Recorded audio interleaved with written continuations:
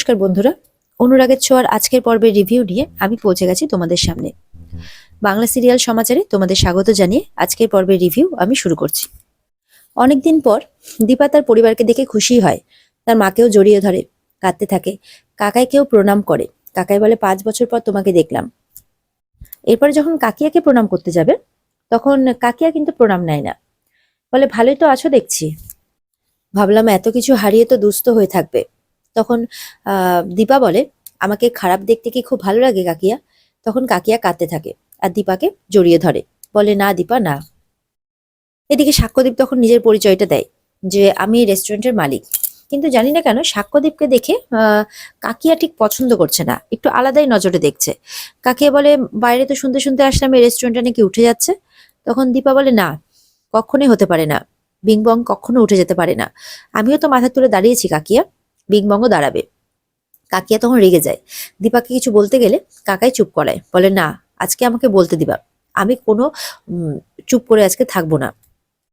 এদিকে সাক্ষ্যদীপ বলে, আপনি ঠিক আছেন তো? দীপাকে বলে, হ্যাঁ আমি ঠিক আছি, আসলে অনেকদিন পর পরিবারকে দেখছি তো তাই আর কি। আর এদিকে দেখা যাচ্ছে সূর্য জয়ের ট্রিটমেন্ট করছে। বলে পড়ে গেলে তো এরকম ভাবে লাগে না, সত্যি কথাটা বল, কি হয়েছে? জয় তখন কোনো কিছু বলে না। এদিকে সূর্য জয়কে জিজ্ঞাসা করতেই থাকে, দেখ আমি তোর দাদাই হই, তোর কাছের মানুষ। আমরা দুজন দুজনের কাছ থেকে কখনো কোনোদিনও কিচ্ছু লুকোইনি। তুই তো সবকিছু শেয়ার করতিস, শেয়ার কর না। মনে আছে আমাদের দুজনের কাটানো কত মুহূর্ত একসাথে, ছোট থেকে আমরা বড় হয়েছি একসাথে। এরকম কথাই বলতে থাকে সূর্য, কিন্তু জয় চুপ করে থাকে। ছোটবেলার সব স্মৃতি মনে করায় জয়কে। বলে, তুই ঘোড়া ঘোড়া খেলতে কত ভালোবাসতিস। যখন ঘোড়া ঘোড়া খেলবি বলতিস তখন আমার কাছে আসতিস আর আমাকে ঘোড়া হতে বলতিস, আর আমরা টকবক করে কত খেলতাম, মনে আছে? জয় তখন বলে, মনে আছে। জয় তখন বলে, একটা সময় তোর পিঠ অনেক শক্ত ছিল দাদাই, তুই অনেক কিছু নিতে পারতিস পিঠে, কিন্তু এখন তুই সেটা পারিস না। এরপরে সূর্যের ফোন আসে, বলে যা তোর ফোন এসছে, রিসিভ কর। সূর্য ফোনটা রিসিভ করে না। আবারও ফোন বাজে, বলে যা তুই খুব ব্যস্ত মানুষ, ফোন রিসিভ করার ছোট এখান থেকে। তখন ফোনটা সূর্য একদম সাইলেন্ট করে দেয়। বলে, তুই আমার কাছের মানুষ, তোর কাছ থেকে দূরে যাবো বলে আমি সেদিন তোর কাছে যাইনি।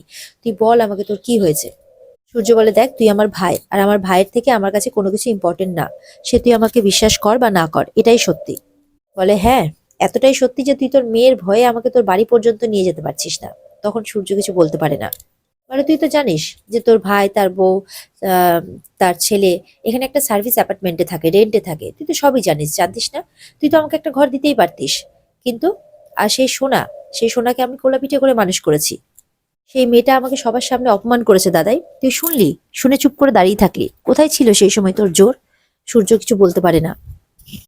কিছু তো সেদিন ওকে বলতে পারিসনি। আর হ্যাঁ, আমার ওয়াইফ, তাকে অ্যাক্সিডেন্টের হাত থেকে তুই বাঁচিয়েছিস, তার জন্য থ্যাংক ইউ সো মাচ। কিন্তু তুই জানিস কি, সেই অ্যাক্সিডেন্টের পেছনেও যে কারণটা ছিল সেটা তুই। বলে, হ্যাঁ আমি বুঝতে পারছি। সূর্য বলে, আমি বুঝতে পারছি তোর কথাগুলো, কিন্তু তোর দাদাও কিন্তু একেবারে ভুল নয়, তুই বুঝতে পারবি একদিন। এরপরে সূর্য কিছু টাকা বের করে জয়ের হাতে দেয়। জয় তো খুব রেগে যায়। বলে, তুই এই টাকা দিয়ে আমার উপর থেকে দায়িত্ব ঝেড়ে ফেলতে চাইছিস? তোর এই টাকা নেওয়ার আগে আমি মরে গেলাম না কেন? সূর্য বলে, জয় কি বলছিস তুই এগুলো? বলে, হ্যাঁ মার না, আমাকে মার। সবাই তো আমাকে মেরেই যাচ্ছিস খালি ছোট থেকে, মার। এই টাকা আমি নেওয়ার থেকে নিজে পরিশ্রম করে রোজগার করব, কিন্তু তোর কাছ থেকে আমি 1 টাকাও নেব না, এটা জেনে রাখিস।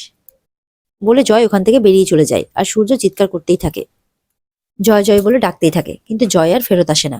সূর্য তখন বলতে থাকে, তুই আমার কাছ থেকে টাকা নিতে চাস না, আমি বুঝতে পারছি, কিন্তু আমি তো কিছু করবোই তোর জন্যে, আমাকে তো কিছু একটা করতেই হবে। আমি তোর দাদাই, আমি তো চুপ করে বসে থাকতে পারবো না, আর এর একটা উপায় আছে। এদিকে দেখা যাচ্ছে চারু ফোনে কথা বলছে তার ইভেন্ট নিয়ে। চারু ফোনে কথা বলতে বলতে হঠাৎ করে চারু তার মিটিংটা ক্যান্সেল করে দেয় সোনার জন্য। সোনা বলে, তুমি আমার জন্য মিটিংটা ক্যান্সেল করে দিলে? বলে, হ্যাঁ, কারণ তুমি আমার ফার্স্ট প্রায়োরিটি। এদিকে সোনা ওর জয়ীর কথাগুলো ভেবে কাঁদতে থাকে। অলি তো তার একই রকম কথা বলতেই থাকে, আমাকে কেউ ভালোবাসে না। বলে, কেন? কে বলেছে? আমি ছাড়া তোমাকে কেউ ভালোবাসে না? তোমার বাবা তোমাকে কত ভালোবাসে। ছোটবেলাতে তুমি এরকম কথা বলতে, এখন তো তুমি অনেক বড় হয়ে গেছো, বুঝতে শিখেছো। অলি তখন বলে, জানো তো আমার বেস্ট ফ্রেন্ড জয়ী আমার সাথে কথা বলছে না। অলি তখন চারু মনে মনে ভাবে যে এরকম কেন করছে জয়ী, অলি এত কষ্ট পাচ্ছে। তখন চারু বলে, জানো তো এরকম হলে না আমরা ছোটবেলায় গিয়ে ভাব করে আসতাম। বলে, তাই সত্যি তুমি যাবে? বলে, হ্যাঁ। তখন চারু অলিকে নিয়ে জয়ীর বাড়িতে যাওয়ার জন্য রেডি হয় আর কি। এরপরে সূর্য চারুকে বলে, তুমি বলছিলে না তোমার ইভেন্টের জন্য একজন অ্যাসিস্ট্যান্ট দরকার, তো এরকম একজন আমার কাছে আছে। তো তার রেমুনারেশন নিয়ে আমরা পরে কথা বলি। বলে কে সে? বলে পরে বলি, মানে অলির সামনে বলতে চায় না সূর্য আর কি। বলে আচ্ছা ঠিক আছে, আমরা জয়ীর বাড়িতে যাচ্ছি।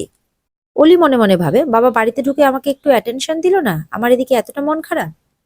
আচ্ছা থাক, সেসব নিয়ে না হয় পরে ভাববো, এখন আগে জয়ীর বাড়িটা যাওয়া আমার খুব দরকার। এরপরে তো চারু অলিকে নিয়ে জয়ীর বাড়িতে পৌঁছে যায়। স্বাক্ষর মা দেখে খুব খুশি হয়, জয়ীকে ডাকে যে তোমার বেস্ট ফ্রেন্ড এসেছে। বলে আমার আবার কোন বেস্ট ফ্রেন্ড? তখন অলি বলে আমি এসেছি। তখন মনে মনে জয়ী বলে, হিংসুকুটি কেন? তখন বলে দেখো আমি এসেছি মাকে নিয়ে। বলে মা? তখন চারুর হাতটা যখন জয়ী ছুঁয়ে দেখে, তখন হাতটা ফট করে সরিয়ে নেয়। বলে এটা কোন মা? বলে কেন চারু? বলে ইনি তো তোমার নিজের মা নন, এনাকে এখানে নিয়ে আসার মানেটা কি হয়? চারু তো অবাক হয় জয়ীর কথা শুনে। তখন চারু বলে তুমি অলির সাথে এইভাবে কেন কথা বলছো? তোমার কি হয়েছে তুমি বলো আমাকে। বলে আমি আপনাকে কেন বলতে যাব, আপনি ওর আসল মা নাকি? তখন অলি বলে দেখছো কেমন করে কথা বলছে আমার সাথে। অলি বলতে থাকে তুমি আমার সাথে এরকম কেন করছো জয়ী, বলো না আমাকে কেন করছো। বলে তুমি এখান থেকে চলে যাও। তখন স্বাক্ষর মাও বলে সই তুমি এরকম ব্যবহার কেন করছো? বলে তুমি কিছু বলো না সই, আমি যা করছি ঠিক করছি, আমি এরকম ব্যবহার করতে চাই না। তুমি কি আমাকে একবারও বলেছো যে তোমাকে যেই মা মারতে চায় সেই মা কোথায়? তখন অলি বলে আমাকে কোনো মা মারতে চায়নি, আমার কোনো মা নেই, আমি সব বানিয়ে বানিয়ে বলেছি। জয়ী বলে কি তুমি বানিয়ে বানিয়ে বলেছো? তোমার তো কথার কোনো ঠিকই নেই, কথাবার্তার মধ্যে কোনো অনেস্টি নেই, এরকম মেয়ের সাথে আমি বন্ধুত্ব রাখতে চাই না। অলি বলে চারু আমার হবু মা, আর আমার আসল মা আমাকে মারতে চেয়েছিল, এটা তো তুমি আমার সাথে বন্ধুত্ব করার সময় জেনেছিলে। আচ্ছা তোমার পাপা কি আমার নামে কিছু বলেছে বলো? আমি এই কোশ্চেনটা আগেও তোমাকে করেছি, তোমার পাপা কি কিছু বলেছে আমাকে নিয়ে যার জন্য তুমি এরকম বিহেভ করছো আমার সাথে? বলে হ্যাঁ, আমার পাপাই আমাকে বলেছিল তোমার সাথে বন্ধুত্ব না করতে, তখন আমি পাপার কথা শুনিনি, কিন্তু এখন বুঝতে পারছি যে পাপাই ঠিক বলেছিল। জয়ী বলে আমার অনেক পড়াশোনা আছে।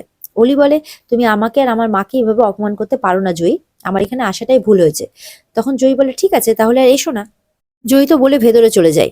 এদিকে অলি কাঁদতেই থাকে, কাঁদতে কাঁদতে আবারও তার শরীর খারাপ করতে থাকে।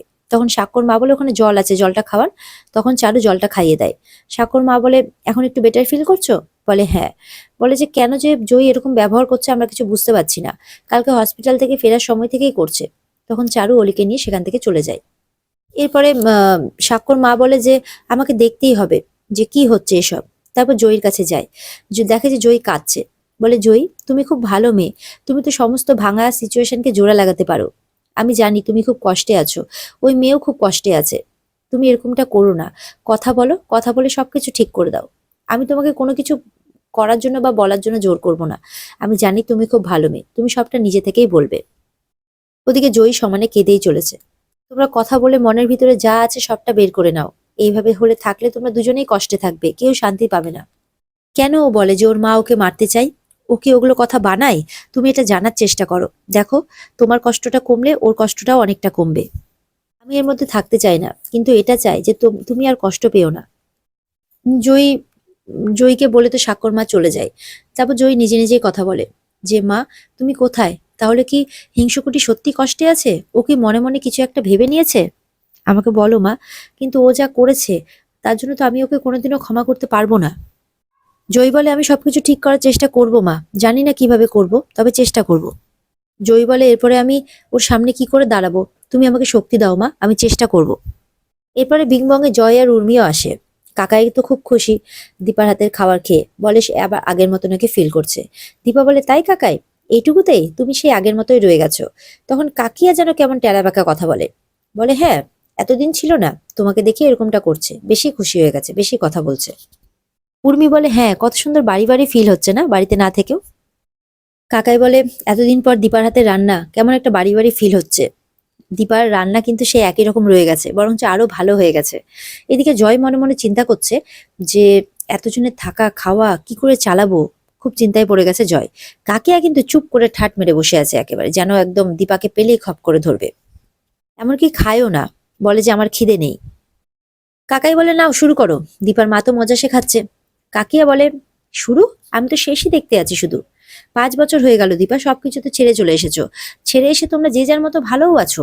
আমাদের খোঁজ খবর কে নিয়েছে? আমাদের দোষটা কোথায় ছিল? হ্যাঁ, কি দোষ ছিল যে সবাই তোমরা এরকম ভাবে ছেড়ে চলে এসেছো? এইভাবে বলতে থাকে কাকিয়া। কাকিয়া দীপাকে বলে যে তোমার জেদ আমাদের জীবনটা একেবারে ছন্নছাড়া করে দিয়েছে।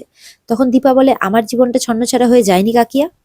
দীপার মা তখন বলে, সে কথা বলতে গেলে তো বাড়ির ছেলেও বাড়িতে ফিরে আসেনি, সব দোষ বুঝি একা আবার মেয়েটারই। দীপার মা বলে, কষ্ট বুঝি ওর হয় না কোনো। তখন কাকিয়া বলে, আমি কি আপনাকে কিছু বলেছি? তখন কাকাই বলে, আপনারা শান্ত হন। কাকিয়া বলতে থাকে যে, এক মেয়ের সুখে তুমি আরেক মেয়েকে ভুলে গেলে, এক মেয়ের শোকে। বলে, আমি কোনো মেয়েকে ভুলিনি কাকিয়া। তখন বলে, সূর্য তো তোমাকে খুঁজতে এসেছিল, কিন্তু তুমি তো ছিলে না। তুমি যদি আবার সুস্থ জীবনযাপন শুরু করতে পারো, তাহলে কেন ওদের কাছে ফিরে গেলে না তুমি? কেন বাচ্চাটাকে বোঝালে না? তখন দীপা অলির সমস্ত কথা মনে পড়ে যায় আর বলে যে সেটা আর এখন সম্ভব নয়। আর এখানে আজকের পর্ব শেষ হয়ে যায়। তো বন্ধুরা, এই ছিল আজকের পর্বের রিভিউ। দেখা হচ্ছে তোমাদের সাথে আগামীকালকে নতুন পর্বের রিভিউ এর সাথে।